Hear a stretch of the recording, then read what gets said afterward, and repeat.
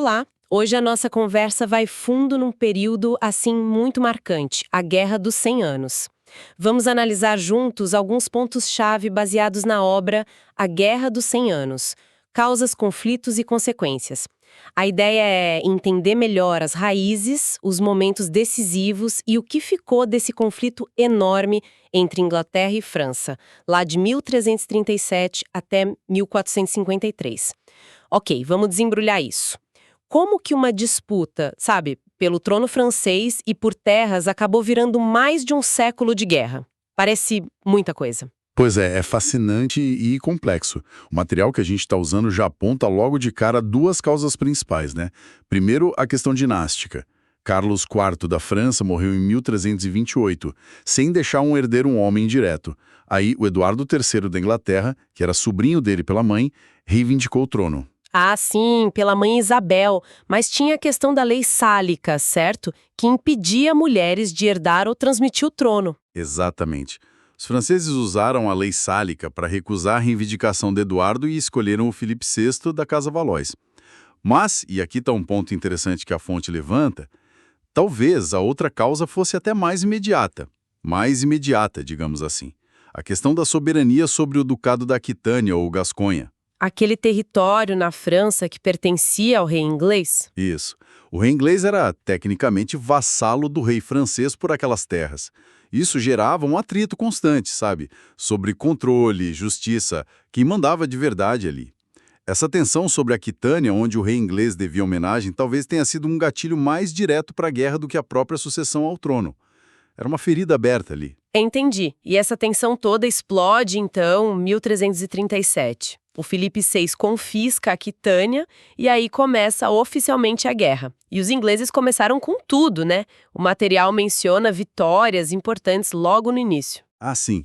Primeiro teve a Batalha de Sluis, em 1340. Uma vitória naval que deu aos ingleses o controle do Canal da Mancha, crucial para eles poderem desembarcar tropas na França. E depois, Crécy, em 1346. Essa foi marcante. É onde os arqueiros ingleses brilharam, né? Com os arcos longos. Exato. O texto descreve bem como eles simplesmente devastaram a cavalaria pesada francesa, que era tipo a elite militar da época. Foi um choque tático. Puxa, e não parou por aí. Teve Poitiers, em 1356. Pois é, Poitiers foi ainda pior para a França. Foi quando capturaram o rei francês, João II. É aqui que fica realmente interessante ler a descrição. O impacto de prender um rei em plena batalha. Que caos. Imagina, um rei capturado. O efeito político, moral, foi devastador para a França. Isso levou diretamente ao Tratado de Bretigny, em 1360. Ah, o Tratado de Bretigny. Uma paz temporária, pelo que entendi. Isso, foi uma pausa. Basicamente, o Eduardo III concordou em renunciar, pelo menos temporariamente, à reivindicação do trono francês. Mas, em troca, ele recebeu um controle muito maior, quase total, sobre uma Aquitânia expandida. Parecia uma vitória enorme para a Inglaterra na época.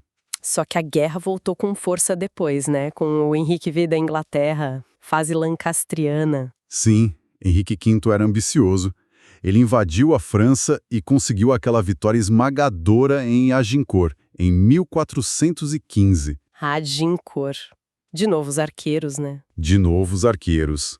Em terreno lamacento, um desastre para os franceses de novo. Depois disso, ele conquistou a Normandia. E chegou muito perto de unir as coroas com o Tratado de Troyes, em 1420. O material diz que ele casou com a princesa francesa e foi nomeado herdeiro do trono, passando por cima do Delfim Carlos. Exato.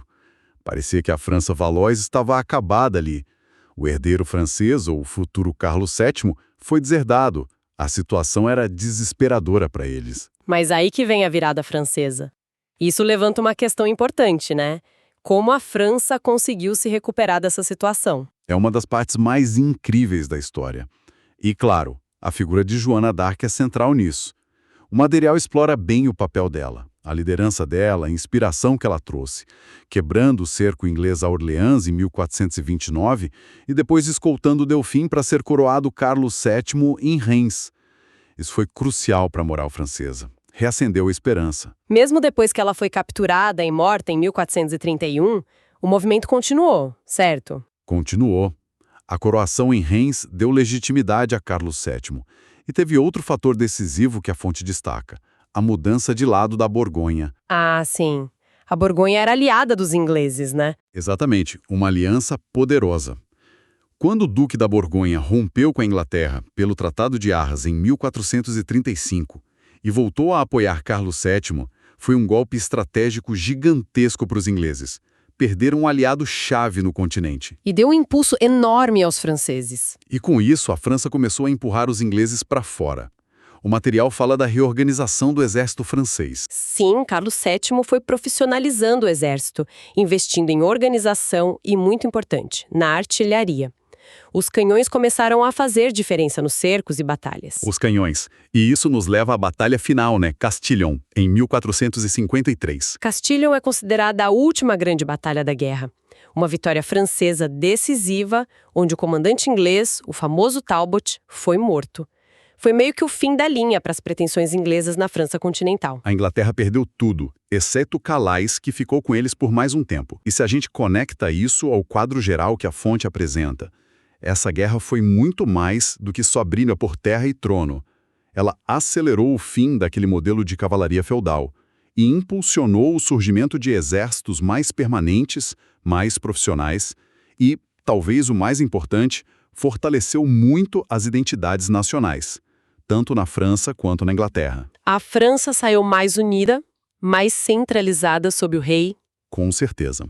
Já a Inglaterra, expulsa do continente, meio que se voltou para si mesma e logo depois mergulhou nos seus próprios problemas internos, a Guerra das Rosas. Então, para resumir nossa análise do material, foi uma guerra imensa, complexa, que começou por disputas de herança e território, mas que no fim acabou por redefinir não só a França e a Inglaterra, mas também o próprio jeito de fazer guerra na Europa. Exatamente. E para deixar uma reflexão final, pensando no que lemos, apesar do fim das batalhas em 1453 e de um tratado mais formal em 1475, os reis ingleses continuaram se intitulando Rei da França por séculos. Só abandonaram o título em 1803.